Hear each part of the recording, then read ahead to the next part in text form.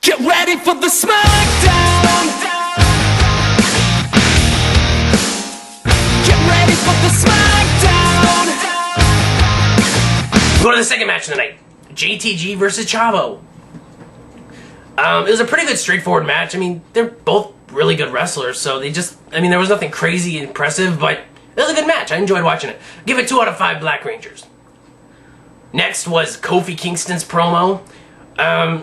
He says, the only thing I really agreed in this promo with was he says that nothing can come from this match tonight with Teddy Long and McIntyre, which I totally agree, because this is another one of those stupid wrestler versus non-wrestler matches. Match 3, Drew McIntyre versus Theodore Long. I'm not going to really spend too much time on this. It's awful. I mean, he didn't even beat up Teddy Long, even though I didn't want to see Teddy Long get beat up. He didn't even beat up Teddy Long. He just told him to get on his knees and say he's a chosen one, and Teddy did it. Then Teddy crawled into the middle of the ring like Drew said, and he pinned him. You know, and then he was going to hit the future shock on him, and then Kofi comes out, gets stopped by security, Drew beats him up, Matt Hardy comes out, Drew beats him up, hits a future shock on him. It was just, I give it 0 out of 5 Yellow Rangers. It was awful. It was a stupid segment, and it took up way too much time. Moving on. Match 4 of the night was Layla versus Kelly Kelly. Early on, Layla hit this pretty good, like, roll-through cradle pin, which was really kind of cool. But most of this match was just Layla trying to work with Kelly Kelly, because Kelly Kelly cannot work in the ring. She's nice to look at, and so is her partner Tiffany, but Kelly, you're not that great of a worker. I mean, I'm sorry. So, in the end, Kelly reversed a layout, which is Layla's neckbreaker, into a K2 leg drop for the victory. I give it 2 out of 5 Pink Rangers only because Tiffany got involved, and Kelly Kelly's okay to look at, and Layla actually carried the match. Next, we go to the back. A promo with Jack Thwaga. He basically gives us a Thwaga history lesson where he says that his daddy always coached him along and told him to be the best, and nobody remembers silver, and yada yada. And he went on and won 4 gold medals that day at the age of 4. Yay. So he dedicated his match at Fatal 4-Way to his daddy, because Sunday is Father's Day. Yay.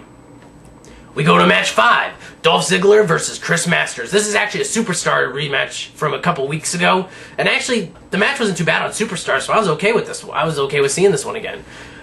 It was kind of weird though at the beginning when Vicky Guerrero came out and kind of did the child molester intro, like talking about Dolph Ziggler's tight abs and smooth hair, and kind of creeped me out actually. I just miss Eric Escobar. At least with Eric Escobar, I didn't care about him, and he kind of kept Vicky out of my mind. But now she's with Dolph Ziggler, and it's like, no, I like Dolph Ziggler. What are you doing?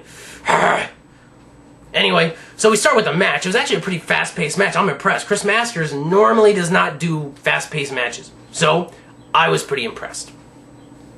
Dolph Ziggler does an impressive reversal. Chris Masters was going to power slam him. Dolph reverses it into a sleeper hold. Then Chris Masters goes to reverse it into a master lock. Dolph gets to the ropes, has to break the hold, kicks Masters in the leg, gets behind him and hits a zigzag for the 1, 2, 3. Ding, ding, ding. Mr. Perfection himself is your winner. I gave it 3 out of 5 White Rangers. I don't know if I said that. Dolph Ziggler's awesome. I just wish Vicky Guerrero... It might have been a 4 if Vicky wasn't there. Ugh. Vicky drives me absolutely insane sometimes. Now we go to the 6th match of the night.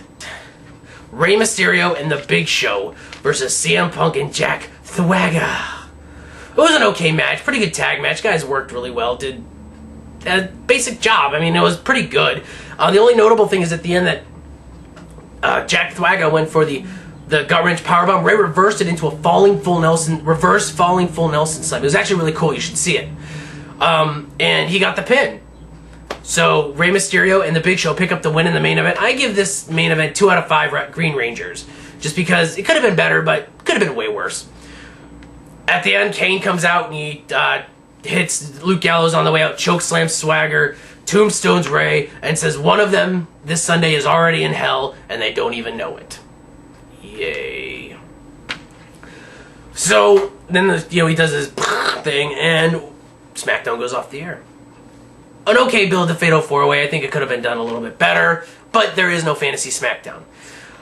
I give this Smackdown a 2 out of 5 Blue Rangers. I give it 2 out of 5 only because there was 6 matches and there were no squash matches. Not at all, which is pretty good. There were 4 or 5 promos, I think, which some of the promos I could have definitely lived without. But I actually thought it was a pretty well-proportioned night. So, good job, SmackDown, for the 2 out of 5. The Teddy Long and this Drew McIntyre thing killed it. I'm very sick and tired of Teddy Long, Drew McIntyre. I'm okay with Kofi and McIntyre, but this Teddy Long thing is just idiotic. I hate it when they do this. Anyway, that wraps it up for my first Smackdown. Back with you guys on WrestlingRevolution.com and YouTube. Please subscribe and comment. Let me know what you think. I'm Grumpy Cheeto, and I am